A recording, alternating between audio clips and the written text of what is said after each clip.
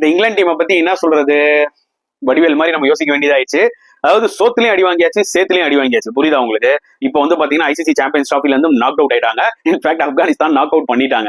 So இதுக்கப்புறமா இந்த England team திருந்தலன்னா ரொம்ப கஷ்டங்க. பிகாஸ் அவங்க கிட்ட இருக்கிற பெரிய பிரச்சனை என்னன்னா, அவங்க கேம்ல ஏகப்பட்ட இஷ்யூ இருக்கு. அதை விட்டுருவாங்க. அதை விட்டுட்டு வெறும் வாயிலே டைலாக் பேசுவாங்க. பென் டக்கெட் என்ன சொன்னாரு அந்த ஓடிஐ சீரிஸ் அப்போ, நாங்க 3-0 தோக்குறது எங்களுக்கு பிரச்சனை இல்லை இந்தியா ஓடிஐ சீரிஸ்ல, ஆனா சாம்பியன்ஸ் டிராஃபி ஃபைனல்ல போய் நாங்க இந்தியா அடிப்போம். இதெல்லாம் ஒரு வாய் உதாரணம். கட்சியில பாருங்க ஒரு மேட்ச் கூட வின் பண்ணல. Okay, at the same time India துபாயில ஆடுது, இந்தியாவுக்கு அந்த அட்வான்டேஜ் இருக்கு, அதெல்லாம் உண்மைதான். சரியா, நீ உங்க டீம்ல 1008 பிரச்சனை இருக்கு, அதை பாரு. ஏன்னா ஏன் போய் இந்தியா முதுக சொல்லிட்டு இருக்க? இப்ப பாரு, உன் டீம்லயே 1008 பிரச்சனை இருக்கு, இப்ப நீ நாக் அவுட் ஆயிட்ட.